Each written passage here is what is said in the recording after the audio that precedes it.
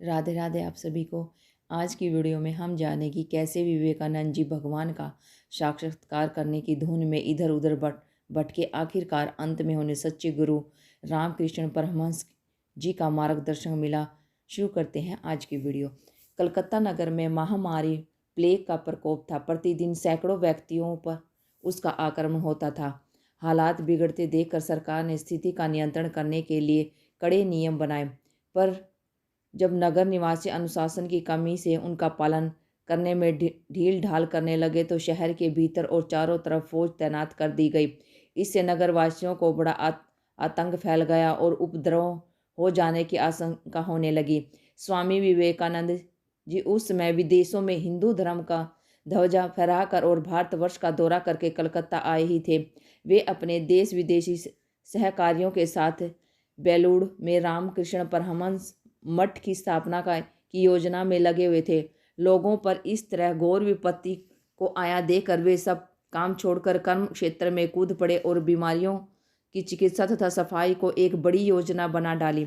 गुरु भाइयों ने पूछा, स्वामी जी इतनी बड़ी योजना के लिए फंड कहाँ से आएगा? स्वामी जी ने तुरंत उत्तर दिया, आवश्यकता पड़ेगी तो इस मठ के लिए जो जमीन खरीदी है उसे बेच डालेंगे। सच्चा मठ तो सेवा कार्य ही है। हमें तो सदैव सन्यासियों के नियमानुसार भिक्षा मांगकर खाने तथा पेड़ के नीचे निवास करने के लिए तैयार रहना चाहिए। सेवा व्रत का इतना उच्च स्थान देने वाले स्वामी विवेकानंद का जन्म 12 जनवरी 1863 को कलकत्ता के एक मध्य श्रेणी के बंगाली परिवार में उत्पन्न हुए थे। उस समय भारत में त्रिवेग से अंग्रेजी राज्य और ईसाई संस्कृति का प्रसार हो रहा था। इसके परिणाम स्वरूप देश में उच्च वर्ग का विश्वास अपने धर्म और सभ्यता पर से हिल गया था और ऐसा प्रतीत होने लगा था कि कुछ ही समय में इस देश में ईसाईयत का पताका उड़ने लगेगा। पर उसी समय देश में ऐसे कितने ही महामानवों का आविर्भाव हुआ। उन्होंने इस प्रबल धारा को अपने प्रभाव से दूसरी तरफ मोड़ दिया। उन्होंने हिंदू धर्म के ऊंचे स्वरूप को संसार के सामने रखा और लोगों को विश्वास दिला दिया कि आत्म उन्नति और कल्याण की दृष्टि से हिंदू धर्म से बढ़कर धार्मिक सिद्धांत संसार में और कहीं नहीं है। इन महामानवों में स्वामी विवेकानंद का स्थान सबसे ऊंचा है। ईश्वर का साक्षात्कार करने की धुन।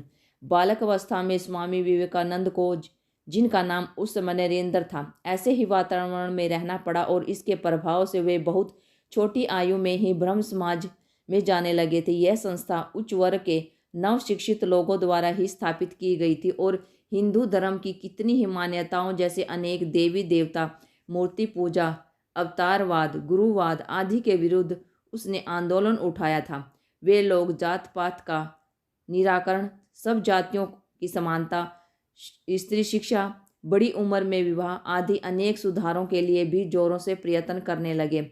नरेंद्र के विचार भी उस समय बहुत कुछ उनसे मिलते जुलते थे, इसलिए प्राय उनकी सभाओं में जाने लगे। ब्रह्म समाज में ध्यान का अभ्यास करने पर विशेष जोर दिया जाता था, पर जब ध्यान करने और नियमित रूप से समाज की प्रार्थना में सम्मिलित होने पर ईश्वर के साक्षात्कार के संबंध में कोई प्रगति न हुई तो उनका विश्वास ब्रह्म समाज से हटने लगा और एक दिन उन्होंने अकस्मात समाज के अध्यक्ष महर्षि देवेंद्र नाथ ठाकुर के पास जाकर प्रश्न किया, महाशय आपने ब्रह्म को देखा है? एक छोटे लड़के के मुंह से ऐसा प्रश्न सुनकर महर्षि चौंक पड़े और बोले, लड़के तेरी आंखों में तो योगी की तरह है, लड़के तेरी आंखें तो योगी की तरह हैं।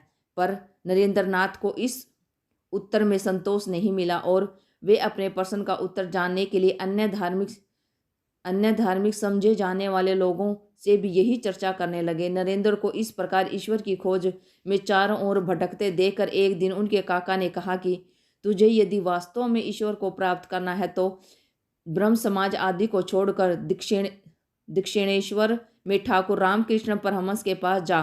कुछ ही दिन बाद श्री रामकृष्ण पड़ोस में ही एक सज्जन के यहाँ पधारे। नरेंद्र को भी संगीत कार्यक्रम में भाग लेने के लिए वहाँ बुलाया गया। परमहंस जी इस अपरिचित किशोर को देखकर एकाएक उसकी तरफ आकर्षित हो गए और उसका परिचय प्राप्त करके एक दिन उन्होंने उसे अपने आश्रम में आने को कहा। जब नरेंद्र दक्षिणेश्वर पहुँचे तो उन्हें प्रथम बार अच्छी तरह देखने पर परमहंस जी के मन में जो भाव उत्पन्न हुए थे उनकी चर्चा करते हुए उन्होंने एक बार कहा था, मैंने देखा कि उसका अपने शरीर की तरफ कुछ भी ध्यान नहीं है। माथे के बाल और पोशाक में किसी भी प्रकार की दिखावट नहीं थी। अन्य साधारण लोगों की तरह उसकी दृष्टि बाह्य वस्तुओं की तरफ नहीं थी। उसकी आंखों को देख मुझे जान पड़ा कि उसके मन में एक बड़े भाग को मानो किसी ने भीतर की तरह खींच रखा है। श्री रामकृष्ण से भी नरेंद्र ने वही प्रश्न किया, क्या आपने ईश्वर को देखा है? उन्होंने कहा, हाँ देखा है। जिस प्रकार मैं तुम सबको देखता हूँ और तुम्हारे साथ बात करता हूँ, उसी प्रकार ईश्वर को भी देखा जा सकता है और उसके साथ बातें भी की जा सकती है। पर इसके लिए प्रयत्न कौन करता है? लोग स्त्री, पुत्र, संपत्ति के लिए हाय हाय करते फिरते हैं, उनके वियोग में रोते हैं, पर ईश्वर नहीं मिल पाया, इसके लिए कौन रोता है? ईश्वर की प्राप्ति नहीं हुई, इसके लिए यदि मनुष्य उसी प्रकार व्याकुल हो जाए जैसे स्त्री, पुत्र आदि के लिए हो जाता है, तो अवश्य ईश्वर के दर्शन कर सकेगा। परमहंस जी का उत्तर सुनकर नरेंद्र के मन में यह भाव आया कि अन्य धर्म उपदेशकों की तरह पुस्तकें पढ़कर ऐसी बातें नहीं कर रहे हैं, वरन उन्होंने सर्वस्व त्याग कर संपूर्ण मन में से ईश्वर की आराधना करके अपने अंत प्रदेश में उसे जैसा देखा है वैसे ही वे कह रहे हैं।